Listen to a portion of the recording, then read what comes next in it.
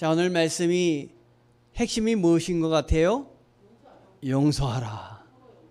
서로 용서하라. 주께 사랑을 받은 자로서 용서하라 라는 말씀입니다. SM 엔터테인먼트 소속 샤인이라는 그룹이 있지요. 3집에 보면 Excuse me, miss 이런 곡이 있습니다. 거기에 이런 가사가 나옵니다. 마치 유리알같이 투명한 너의 눈동자, 그 속에 비친 내 모습은 사랑에 빠진 걸 안 된다고 하지 마. 넌 이미 알잖아.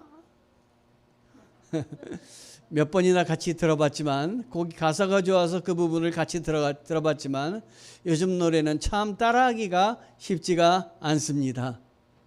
그 중에 이 노래에 이 부분이, 이 가사가 주목되어서 계속 들어봤습니다. 마치 유리알같이 투명한 너의 눈동자, 그 속에 비친 내 모습은 라는 부분입니다. 여러분, 남녀가 상대방의 눈동자에 비친 내 모습이 보일 정도로 가까워지면 어떻게 해야 되죠? 결혼해야죠. 처음 데이트에서 상대방의 눈동자를 보게 되고 상대방의 눈동자에 비친 내 모습이 보입니다. 그렇게 하다 보면 굉장히 가까워지는 거 아니겠습니까? 이렇게 사랑해서 결혼한 사람도 그런데 시간이 지나면서 상대방의 눈동자 속에 내 모습이 비치지 않습니다. 찾기 점점 힘듭니다. 왜냐하면 눈을 마주치지 않은 경우도 있고 가까이 가기엔 너무 먼 당신이 돼서 서로 가까이 가지 않기 때문에 상대방의 눈동자 속에 내 모습이 보이지 않을 때도 있습니다. 매일 사랑하는 사람들을 만나며 상대의 눈 속에 비친 내 모습을 볼 때 행복을 느끼시기 바랍니다. 그렇게 대화하셨으면 좋겠습니다.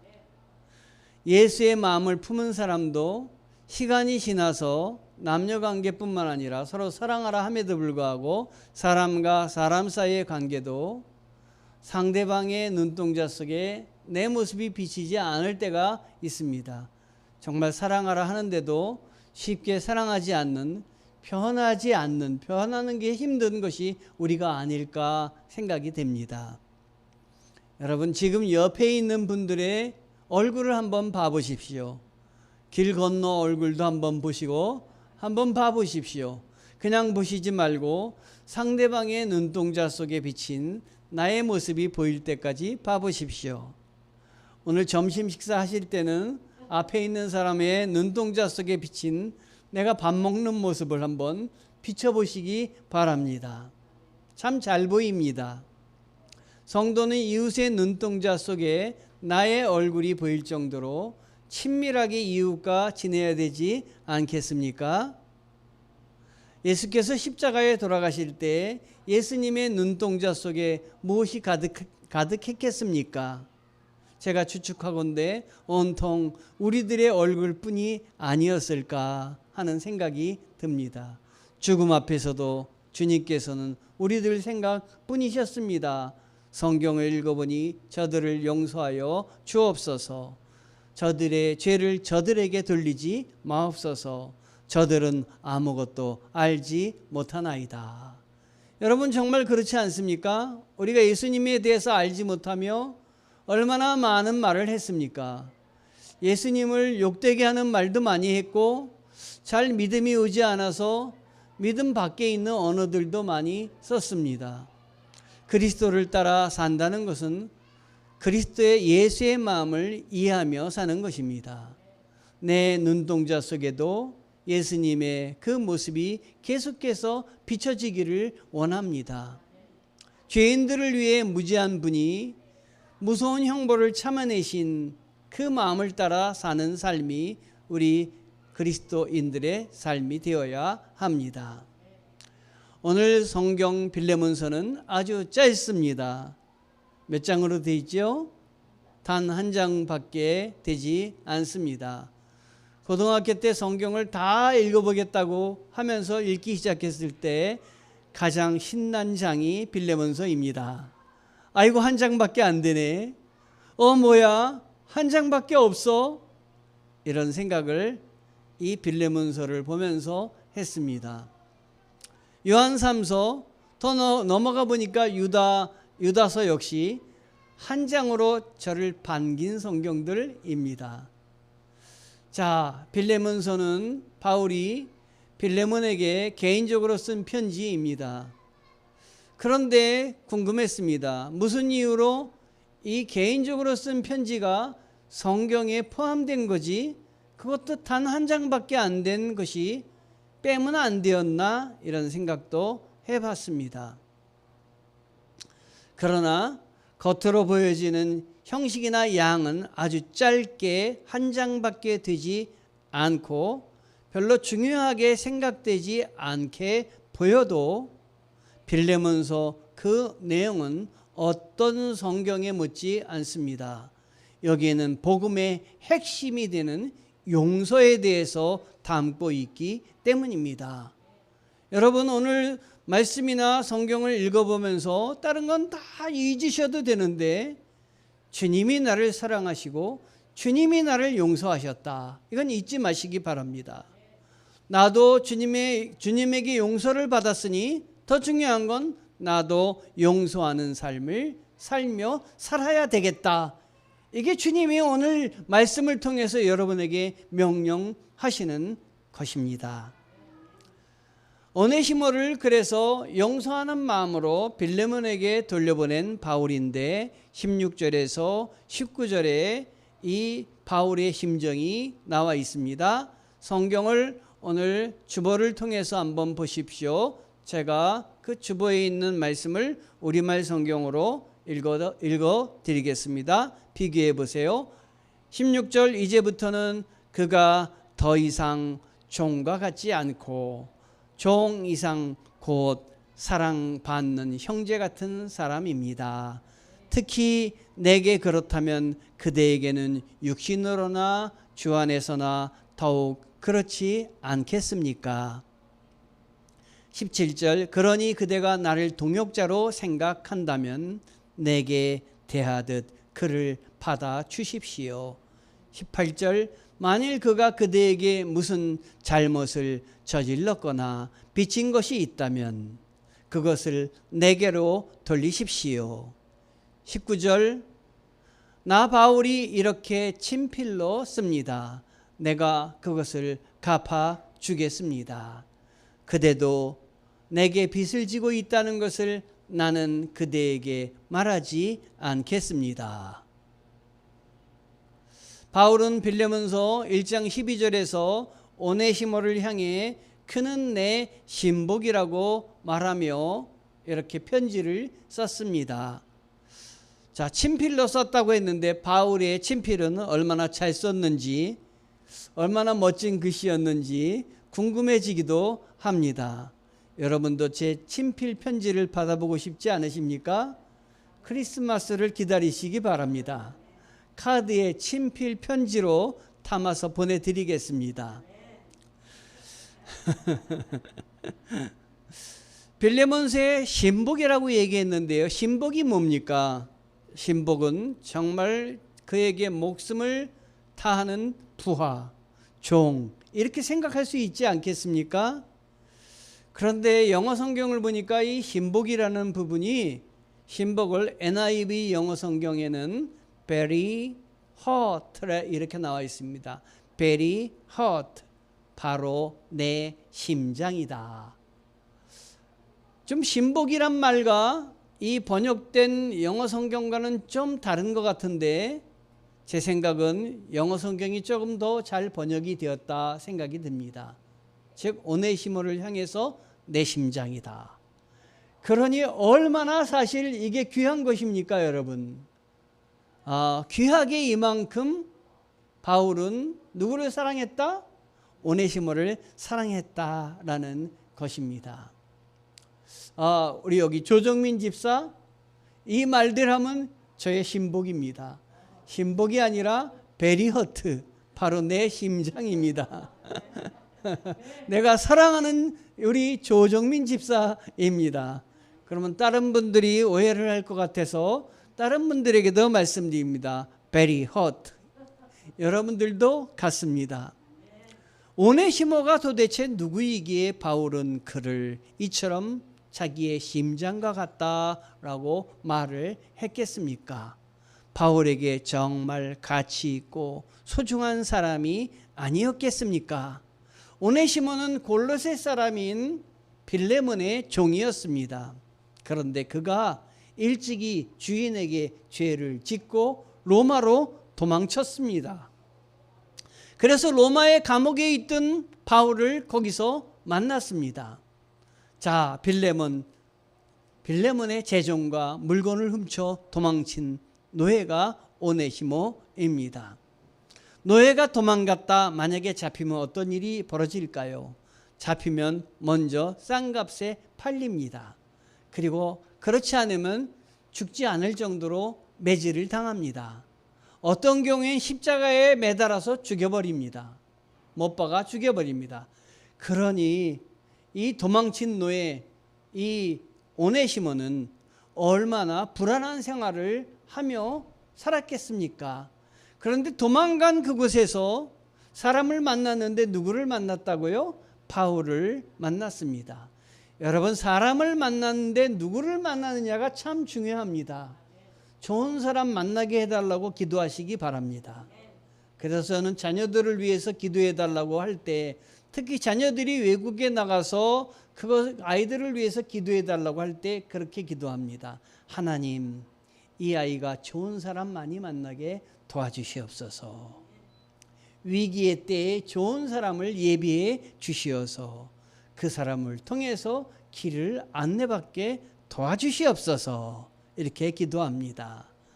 그러니 오네시모가 바울을 만났습니다. 잘 만난 만남입니까? 아니면 못 만난 만남입니까? 자, 잘 만난 만남이라면 기도하는 바울을 만났으니까 잘 만난 만남일 것이고, 못 만난 만남이라면 그 다음부터 찬송과 성경에 붙잡혀서 살았기 때문에 그가 신앙적으로 많이 어려움을 겪었을 것입니다. 그러나 하나님을 만났으니 얼마나 잘 만난 만남이겠습니까, 여러분? 그곳에서 오네시모는 복음을 들었습니다. 그리스도인으로 거듭난 삶을 이제 살게 됩니다. 변화되었다라고 하는 것입니다. 여러분들도 강동수정교회에서 저를 만났는데 잘 만난 만남이 되시기를 바랍니다. 이 만남을 통해서 하나님에게 더 가까이 가는 우리의 만남이 되도록 우리 서로 노력합시다. 아마도 바울은 오네시모를 만나서 계속해서 이야기했을 것입니다. 다시 주인의 집으로 돌아가라. 죄를 회개하고 용서받아라. 이렇게 권면했을 것입니다. 쉽게 돌아가기는 쉽지 않았을 것입니다. 바울이 이렇게 계속해서 돌아가라고 권면한 것은 그 한 사람의 영혼을 사랑하는 마음을 갖고 있었기 때문입니다. 죄인으로 남아 있을 것이 아니라 가서 용서받고 평안하게 네가 하고 싶은 일을 감당해라 라고 하는 것이 아니었겠습니까? 그래서 바울은 도망친 노예 이 오네시모를 관심 깊게 보았고 그에게 가능성을 발견했습니다. 가만히 보니까 이 오네시모는 비록 도망쳤지만 노예이지만 종이지만 대단한 능력이 있는 것 같습니다. 처음 만날 땐 도둑놈입니다. 노예입니다. 그러나 그를 보니까 이 가능성이 있어서 이를 키워줘야 되겠다, 높여줘야 되겠다 생각을 하게 되었습니다.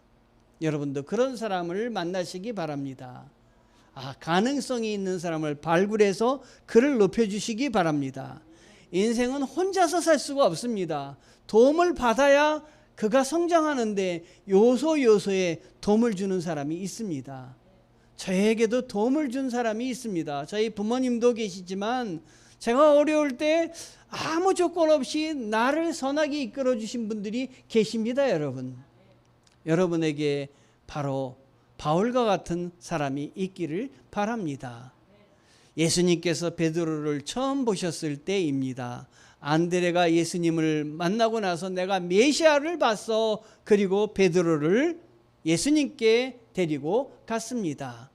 그때 예수님이 베드로를 보자마자 뭐라고 이야기하셨냐면 너는 요한의 아들 시몬이구나. 장차 게바라 하리라. 이렇게 이야기하셨습니다. 여러분 이 말이 얼마나 엄청난 말인지 제가 풀어봐 드리겠습니다. 시몬은 갈대라는 말입니다. 또는 사막이라는 말입니다. 황량함이란 뜻을 갖고 있습니다. 너는 지금 시몬이니 너는 갈대와 같고 너는 황량한 사람, 황량한 인생을 살고 있는 지금이다. 그런데 장차 이렇게 얘기했습니다. 장차는 뭡니까? 지금이 아니라 앞으로 이런 말이죠. 앞으로 너는 베드로가 되리라. 베드로는 반석이란 뜻입니다. 주님은 더 나가셔서 반석 위에 교회를 세우리라. 너로 교회를 세우는데 주도적인 역할을 감당하게 하리라 라고 이야기하셨습니다. 조정민, 오늘 조정민 지사 자꾸 얘기해서 미안합니다. 조정민, 너는 앞으로 게바가 되리라. 아멘. 저에게도 이렇게 말씀하신 분이 계십니다. 고등학교 3학년 때 앞으로 무엇을 할까 담임선생님이 아버님을 불러서 면담을 하셨나 봅니다. 우리 담임선생님께서 아버님하고 또 약주까지 한잔 하셨다고 합니다. 아버님이 약주를 담임선생님께 대접하시면서 저의 앞날을 위해서 계획하셨는데 그 자리에서 우리 담임선생님이 아버님에게 뭐라고 이야기를 했냐면 얘는 장차 인물값을 하리라. 아버님이 저한테 그 얘기 해주시는 거예요. 너희 담임선생님이 장차 너 인물값 할 거래. 제가 이 말을 듣고 기분이 좋았겠습니까? 나빴겠습니까? 좋았습니다. 즉시는 좋았지만 저를 두 글자가 괴롭혔습니다. 장차 인물값 하리라. 계속 제 마음에 맴돌아서 지금도 그 담임 선생님이 저에게 예언 비슷하게 이야기하신 말씀을 붙들고 바르게 살려고 인물이 되려고 애를 쓰고 있습니다. 그런데 주님이 저를 붙들어 주셨으니 그건 참으로 감사한 일인 것 같습니다. 일본 소프트뱅크의 손정의 회장 아시죠? 손정의 회장의 아버지가 이렇게 얘기했답니다. 너는 일본에서 최고야. 반드시 위대한 인물이 될 거야. 너를 보고 있자니 내가 천재일지도 모른다는 생각이 드는구나. 이런 말을 했다 그래요. 여러분이 여러분 자녀들을 붙들어 놓고 이렇게 얘기해 보십시오. 샤이나, 너는 한국에서 최고야. 반드시 위대한 인물이 될 거야. 너를 보고 있자니 내가 천재일지도 모른다는 생각이 드는구나. 여러분 자녀의 이름을 여기다 놓고 한번 똑같이 소프트뱅크의 손정희 회장의 아버지처럼 이야기해 보십시오. 여러분 하나님께서 도와주실 것입니다. 심리학에 자기 충족적 예언이라는 말이 있습니다. 자기 충족적 예언. 쉽게 말하면 덕담 혹은 칭찬이 효과를 발한다라는 말입니다. 여러분 덕담하지 않습니까? 어떤 때는 칭찬하지 않습니까? 마음으로 우러나 칭찬하기도 하지만 마음은 전혀 우러나지 않는데 칭찬할 경우 그게 참 힘들긴 합니다. 잘생긴 부분이 없어서 칭찬하고 싶은데 칭찬하는 게 장군감이구나 하는 것이라고 합니다. 인간의 가장 큰 본성 중에 깊은 자극을 베풀어 주면은 그가 그 깊은 자극, 칭찬을 받아서 내가 중요한 사람이다 이렇게 느낀다고 합니다. 이 자신이 중요한 사람이라고 느끼고 싶은 것이 모든 사람의 욕망인데 여기 자기 충족적 예언 이것을 성취시켜 주면은 그가 더 열심히 사랑하며 살아나간다고 하는 것입니다. 자녀들에게 너는 큰 인물이 될 거야 이렇게 아침마다 이야기하십시오. 내가 뭘 한다고 그래? 이렇게 절대 얘기하지 마십시오. 내 수준이 너를 내 수준을 네가 알아야지 이런 말도 하지 마십시오. 좋은 말. 너는 큰 인물이 될 거야. 너는 장차 개바가 되리라. 이렇게 이야기하시기 바랍니다, 여러분. 바울은 주인에게 도망친 오네시모를 관심 깊게 보았고 그에게 가능성을 발견하였습니다. 처음 나타났을 때 바울이 뭐였다고요? 도둑놈이었습니다. 노예였습니다. 이 가능성을, 그러나 가능성이 없는 가운데 가능성을 보고 키워 주었습니다. 예수님의 제자들의 면모를 보십시오. 한 명 한 명 다 가능성이 없는 사람 같이 보이지만 예수님은 그 진흙에서 부하들을 건져냈습니다.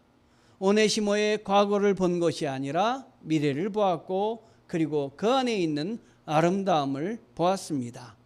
여러분, 사람의 겉모습만 보지 말고 사람의 속에 아름다운 마음이 무엇이 있는지 발견하는, 찾아내는 그러한 여러분이 되시기를 바랍니다.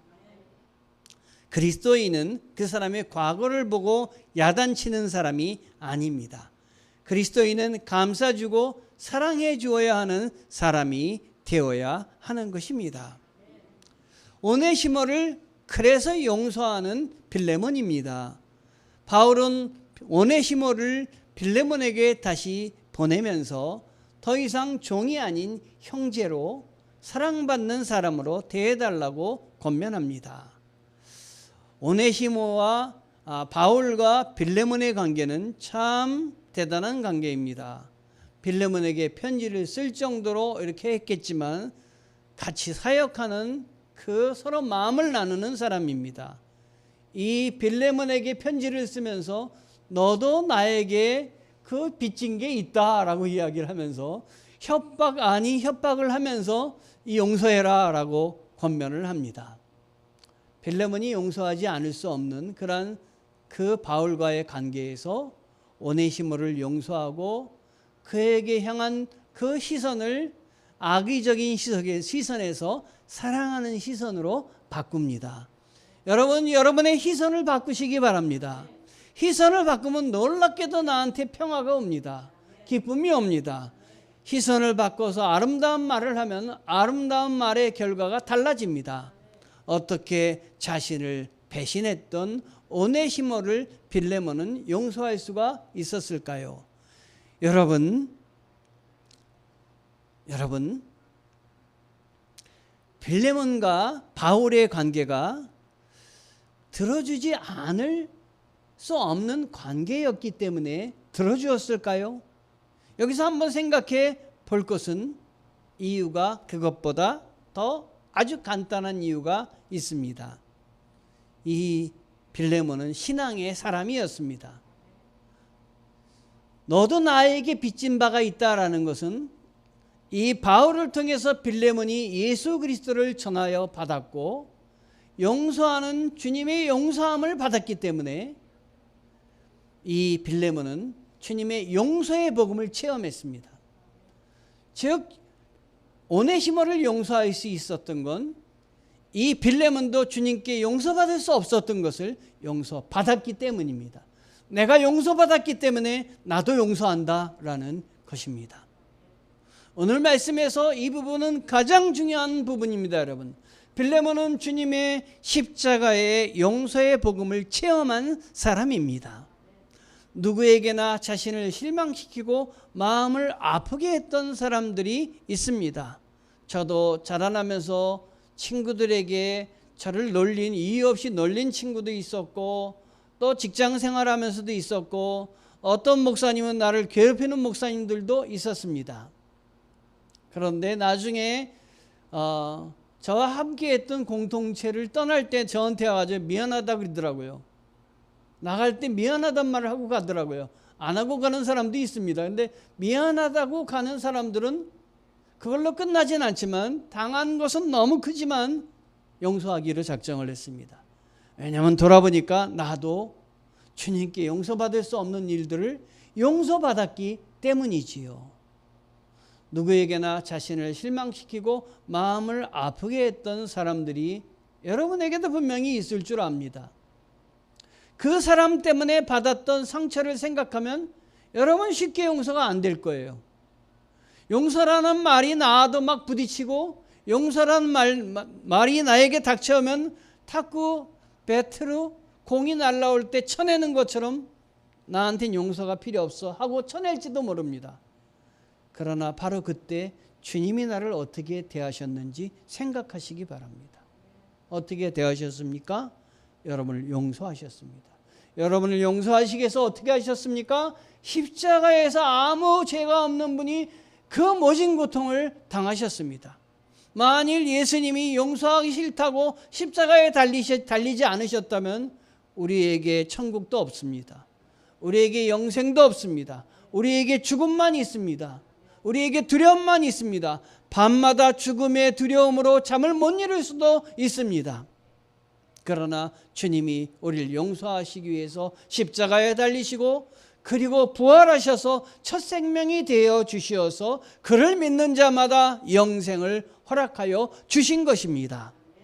그러므로 끝까지 내가 용서하지 않고 있다면 여러분 주님의 용서를 받지 못한 사람입니다. 이거 중요합니다. 여러분이 주님께 용서를 받았다면 여러분도 복음으로 용서하시기 바랍니다. 주님이 나를 용서하시기 위해서 정말 모진 그 값을 치르신 것을 생각하시며 더 이상 주님을 십자가에 다시 달리게 하는 일을 하지 말아야 할 것입니다. 우리가 주님께 용서받았다면 이제 내가 그 용서를 베풀어야 할 순서입니다. 용서하십시오. 우리나라에서도 빌레몬과 오네시모의 전통을 가진 교회가 있습니다. 언제 한번 그 교회에 가보려고 합니다. 기억자 예배당으로 유명한 금산교회라는 교회입니다. 그런데 이 교회에는 아주 정말 귀한 이야기가 이 교회에 담겨 있습니다. 이 교회를 설립한 사람이 조덕삼 장로라는 분입니다. 그런데 이 조덕삼 장로는 믿지 않다가 어느 날 믿게 되었고, 그리고 나중에 장로가 되었는데, 이 집의 고아인 이 얘기가 1896년 100년도 더 전에 되는 일입니다. 이러한 일이 우리나라 역사에 있었다는 게 얼마나 감사한지 모릅니다. 그 집에 마부로 한 소년을 받아들였는데 이 소년이 참 일을 열심히 합니다. 그렇지만 뭡니까? 조덕삼 장로는 주인이고 이 사람은 마부입니다. 그 집에 그냥 들어온 일꾼입니다. 그런데 거기에 한 데이트라는 선교사가 와가지고 복음을 전했습니다. 두 사람이 같이 복음을 전했는데 두 사람이 같이 믿게 되었고, 그러자 이 조덕삼 장로가 믿음을 시작하면서 그곳에 교회를 세웠습니다. 자기 집을 교회로 내놓았습니다. 기억자 예배당입니다. 내놓았는데 세례도 같이 받았고 열심히 섬겨서 성도들도 늘어서 한 50명 이상 그 교회가 늘어나게 되었습니다. 그래서 교회에서 장로님을 뽑자 해가지고 투표를 했습니다. 그 투표를 했는데 투표에 올라간 사람이 조덕삼 장로이며 그 다음에 마부였던 그 집에 종으로 들어왔던 이자익이라는 사람입니다. 선거 결과 누가 표를 더 많이 받았겠습니까? 제가 조덕삼 장로라고 이야기했으니까 조덕삼 장로가 더 많이 받은 걸로 생각되시겠지만 마부 이자익이 더 많은 표를 받았습니다. 선거한 사람도 깜짝 놀랐고 이자익 이 마부도 깜짝 놀랐고 아마 조덕삼 이 사람도 깜짝 놀랐을 것입니다. 모두 다 긴장했습니다. 그런데 조덕삼 장로가 나와가지고, 아직 장로가 아니죠, 저는 이 선거 결과를 하나님의 뜻으로 받아들입니다. 저는 우리 집 마부 이자익을 우리 교회의 장로로 섬기겠습니다. 이렇게 이야기를 했습니다, 여러분. 그리고 이분은 더 나서서 이 이자익 아무도 없는 고아 이 사람 안에 정말 가능성이 있는 걸 보았습니다.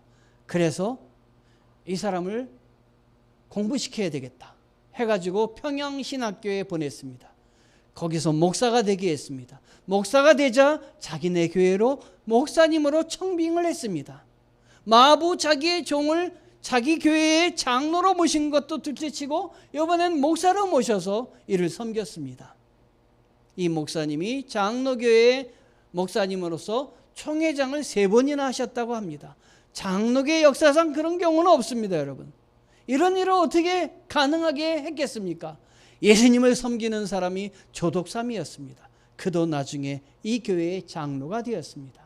하나님은 그 가정을 축복해서 3대까지 장로가 되게 했습니다. 그 다음 때도 장로, 그 다음 때도 장로, 3번째 장로가 주일대사를 하고 그리고 3번 국회의원을 했던 조세영 국회의원이 이 조독삼 장로의 손주라고 합니다, 여러분. 하나님이 여러분 앞에, 하나님 앞에 충성한 것, 여러분이 용서하고 여러분이 섬긴 것, 하나님은 다 기억하십니다, 여러분. 여러분이 첫 발걸음을 뛴 것, 용서와 사랑의 말을 하고 선포하고 그대로 따르는 것, 하나님 기억하십니다. 여러분, 하나님을 붙잡고 용서하시고 할 수 없는 걸 하시고, 우리 주님도 나를 용서할 수 없는 나를 용서하시기 위해서 십자가에 달리지 않으셨습니까? 우리 언제 기억자 예배당에 한번 같이 가봅시다. 거기서 이 용서할 수 없지만 용서하고 사랑했던 조독삼 장로의 사랑을 한번 같이 배워봅시다, 여러분. 아멘. 주께서 세우는 사람, 많은 사람들이 하나님의 일꾼이라고 하면 속으로는 이런 생각을 합니다. 나와 말도 잘 통하고 수준도 맞고 내가 인정하는 사람들을 떠올립니다. 그래서 여러분, 교회를 택할 때도 신중해서 택하고 나와 말도 맞고 생각도 맞고 수준도 맞고 하는 교회에 가지 않습니까? 어떤 분이 신학생을 가리키며 저 친구는 학교 다닐 때 공부도 못한 사람인데 무슨 하나님의 일을 하느냐라고 판단하며 말하는 것을 들었습니다. 이런 자기 생각이 하나님께서 많은 주의 일꾼들을 세우며 하나님의 일을 계획하는 일에 혹 걸림돌로 작용하는 건 아닌지요. 그래서 반대하고 안 된다고 하고, 우리 주님께서 바울을 사도로 세울 때 전에 그가 예수 믿는 자들을 잡아 감옥에 가둔 핍박을 서슴지 않은 사람이라고 거부한 사람들이 있었다는 걸 우리는 성경에서 알고 있습니다. 주님의 일을 나의 좁은 생각으로 가로막는 사람이 되어서는 절대 안 되는 것입니다, 여러분. 내 생각에다 주님을 끌어들일 것이 아니라 나를 주님의 생각에 던져야 됩니다. 주님의 바다에 나를 던져야 됩니다. 우리 수영을 배울 때 물에다 내 몸을 맡겨야 뜹니다. 못 맡기면 수영 못합니다, 여러분. 더 큰 것에 좁은 나를 맡겨야 됩니다. 가장 좋은 것을 주시는 주님이라는 찬송을 일부 예배 때 했습니다. 내가 알 수 없는 길로, 내가 갈 수 없는 길로, 가장 좋은 길로 날 인도하시네. 내가 할 수 없는 일도 나의 주가 이루시네. 가장 좋은 것을 주시는 하나님. 아멘. 이런 말씀입니다. 이런 찬송입니다. 나와 달라도, 나와 맞지 않아도 주님은 얼마든지 그 사람을 주의 일꾼으로 사용하실 수 있음을 알아야 합니다, 여러분. 실제 오네시모는 그를 용서하고 든든한 동역자가 되었던 바울과 빌레몬의 돌봄으로 그는 주교가 되었습니다, 여러분. 초대교회 주교로 성장을 했습니다. 이사야서 55장 8절 9절 말씀에 이런 말씀이 있습니다. 여호와의 말씀에 내 생각은 너의 생각과 다르며 내 길은 너의 길과 달라서 하늘이 땅보다 높음 같이 내 길은 너희 길보다 높으며 내 생각은 너의 생각보다 높으니라. 매일 아침 주님 앞에 무릎을 꿇고 주님, 나의 생각과 다른 주님의 길로 이끌어 주세요. 나의 사업을, 나의 가정을 주님이 기뻐하시는 것으로 이끌어 주세요. 나의 자녀들, 나를 주님이 기뻐하는 길로 가게 도와주세요. 기도하고 시작해 보십시오. 내가 세워야 할 오네시모가 누군지 여러분에게 물어봅니다. 바울은 내게는 예수에 믿는 흔적이 있다고 했습니다. 짐승을 자기 주인이 소유로 나타낼 때 짐승의 이 가죽에다가 도장을 찍습니다. 아주 그냥 시뻘겋게 단 그 인장을, 그 쇠를 갖다가 달구어서 찍으면 짐승이 막 아파하고 난리치겠지만 거기에 도장이, 주인의 인장이 찍힙니다. 내 거다라고 하는 것이에요. 옛날 죄수나 노예들이 팔에 도장을 찍는데 이것을 바로 스티마타라고 합니다. 죄수의 그 노예의 팔에 도장이 찍혀 있듯이 이 바울이 뭐라고 얘기했냐면 나의 몸에 예수의 흔적이 있다라고 이야기했습니다. 여기에 흔적이 헬라어로 이야기하면 스티마타입니다. 나에게 스티마타가 있다. 예수님의 흔적이 있다. 이것 때문에 나는 주님의 사람이 되었다라고 이야기를 합니다. 그처럼 죄 없는 사람들을 예수 믿는다면 이유 하나만으로 아주 정말 오름으로 가득 찬 의로 잡아서 죽인 이 사람이 바울인데 그가 변하였습니다. 주님의 도우심으로 다메섹 도상 위에서 주님을 만났습니다. 그래서 자기 스스로 나는 괴수 중에 괴수입니다. 나는 주님을 믿는 사람들을 핍박해서 죽인 그런 용서받을 수 없는 사람이었습니다. 내가 주님께서 용서받았기 때문에 나는 나에게 중요하다고 하는 모든 것들을 나는 주님을 위해서 분토와 같이 버립니다. 어려울 때마다 자기를 찾아주신 예수님의 은혜를 되풀이하며 그는 믿음의 사람으로 살기를 애썼습니다. 그랬기에 죄인인, 도망친 노예인, 용서받을 수 없는 이 노예인 오네시모를 마음으로 품을 수 있었던 것입니다. 우리들도 용서받을 수 없는 죄인입니다. 저도 역시 마찬가지입니다. 돌아보면 눈물뿐입니다.